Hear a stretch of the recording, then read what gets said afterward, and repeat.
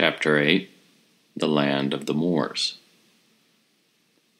The Cid and his followers were now in the land of the Moors, and they halted on the mountain and fed their horses, and remained there until evening, and in the darkness they set forward again, that they might not be seen, and rode all night, and before dawn they came to Castilian.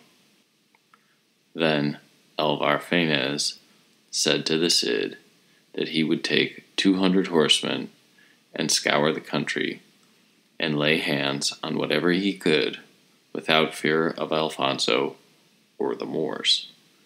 And he advised the Cid to lie in ambush where he was, and take the castle of Castilian by surprise. And this counsel seemed good to the Cid. Then al-sayyid rode off with his troop, and left the Cid in ambush. When the morning came, the Moors of Castilian, not knowing that an enemy was near, opened the castle gates, and went to work in the fields, as they were used to do.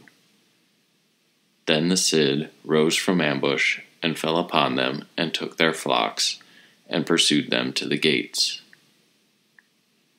There arose a cry from within the castle that the Christians were making an attack, and many ran to the gates to defend them. But the Cid came up with his sword in his hand, and slew 11 Moors with his own hand, and the others ran to hide themselves. So that the Cid quickly won the castle, and took gold and silver, and whatever he could. Meanwhile al-sayyid rode over the country, plundering whatever he could seize, and presently came back, driving flocks and herds before him, and bringing much clothing and other spoils. When the Cid saw what had been done, he rejoiced greatly, and he ordered that all the spoil taken by both parties should be put in a heap, and that Alvar should take 1/5, as well he deserved. But Alvar said the Cid had need of it, all for the support of his men. So the Cid divided his spoil among all his followers, and he allowed the Moors to come freely and give money for the stuff that they wished to buy back, so that all who were in the company of the Cid were made rich. Then he sent word to Don Alfonso that he and his companions would yet serve him against the Moors. The Cid now told his followers that they could not stay in this castle, as it had no water, and that Alfonso had a treaty of peace with these Moors, and that if they remained there, the king would come against them, and as they had all received a share of the spoils, he thought it best that they ride elsewhere.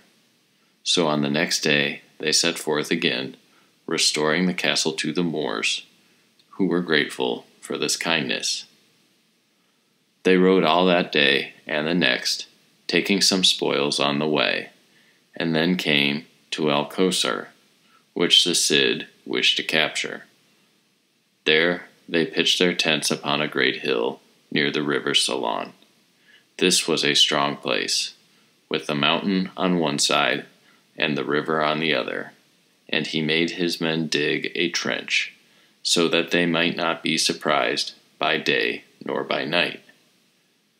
When the Moors knew that the Cid had come, they were in great fear, and offered to pay him tribute if he would leave them in peace. But he refused to do this, and laid siege to the town. There he stayed for 15 weeks. And when he saw that the town did not surrender, he ordered his men to break up camp as if they were about to go away. And they left one tent behind, and went along the river with their banners flying.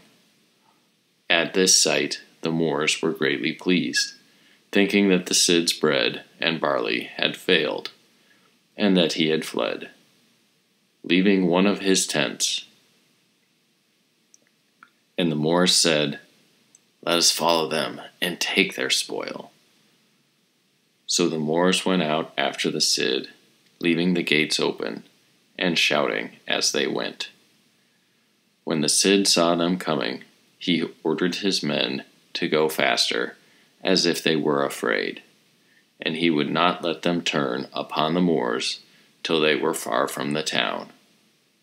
Then the Cid ordered his men to turn, and riding fast toward them, he cried, "Lay on, knights, and the spoil will be ours." Then his men laid on without mercy, and the Cid and Alvar got between them and the castle, and stood in the gateway, sword in hand, and in an hour many hundreds of Moors were slain, and the Cid won the town.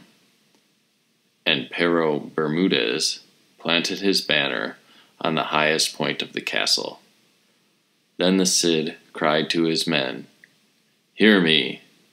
We shall get nothing by killing more of these Moors.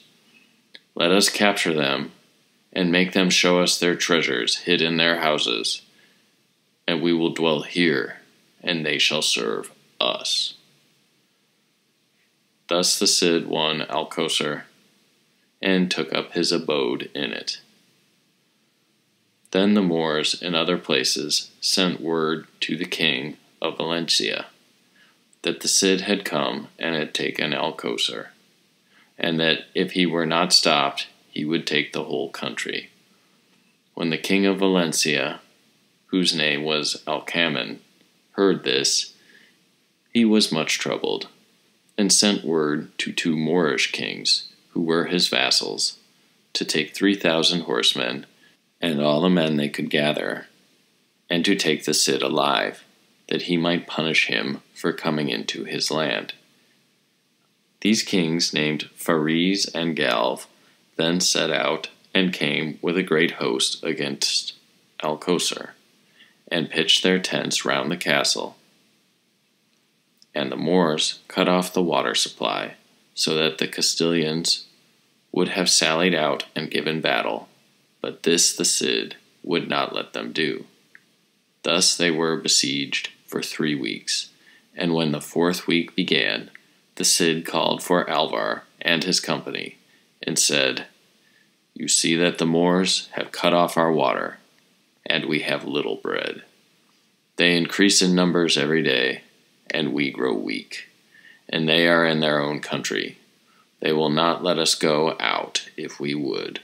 We cannot depart by night, for they surround us on all sides, and we cannot pass through the air, nor into the ground. Now let us go out and fight them, though they are so many, and either conquer them or die bravely." Alvar answered, "We are banished from our own land, and if we do not conquer the Moors, they will not give us food. But we are few, but we are a race of warriors, and are of one heart and one will. Let us therefore go out tomorrow, early in the morning, and give them battle." And they all thought well of what Alvar said. Then the Cid ordered all the Moors who were in the town to be put outside the gates, that they might not know what was to be done. And the rest of that day and night they passed in getting ready for battle. On the next day at sunrise, the Cid and his men went out of the town, leaving only 2 foot soldiers to keep the gates. When the Moorish scouts saw them, they ran to the camp with alarm. Then there was a noise of tambourines in the camp, as if the earth had been broken, and the Moors hurried to get to their arms. The Moors drew up their men in 2 great bodies, and they moved forward, thinking to take the Cid and his men alive. And the Cid commanded his followers to stand still till he should bid them move. But Pero Bermudez, who bore the Cid's banner, could not endure to remain still, but holding the banner in his hand, he cried, "Cid, I shall put your banner in the middle of that army, and you are bound to stand by it." Then he began to spur his horse, while the Cid cried for him to stop, as he loved him. But Pero answered that he would stop for nothing, and away he went, and carried his banner into the middle of the Moors. Then the Moors fell upon him to get his banner, and hit him many hard blows to overthrow him. But as his armor was of the strongest kind, they could not pierce it, nor could they overthrow him, nor take the banner, for he was a man of great strength and most brave. When the Cid saw him in this plight, he cried to his followers to move on to his help. And they placed their shields before their breasts, and lowering their lances, they bent forward and rode on.